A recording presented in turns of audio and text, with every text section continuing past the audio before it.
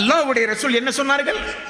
மல்லம் யதா கௌல ஸூரி வல் அமல பிஹி ஃபலைஸ லில்லாஹி ஹாஜ்ஜத்துன் ஃபீ அன் யதா தஆமஹு வ ஷராபஹு.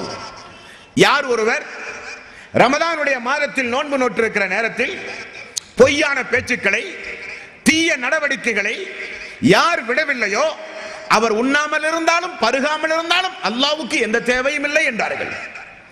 நோன்பு வந்து போனால் பொய்யான பேச்சு நம்மிடமிருந்து போய்விட வேண்டும். நோன்பை பேணுகிற சமூகத்தில் தீய நடவடிக்கைகள் இருந்துவிடக் கூடாது.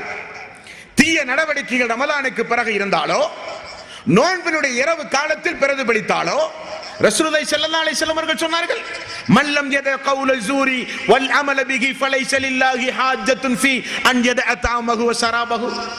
உண்ணாமல் இருந்தாலும் பருகாமல் இருந்தாலும் அல்லாஹ்வுக்கு எந்த தேவையும் இல்லை. அது ஏதோ வெறுமனே ஒரு 13.5 மணி நேரம்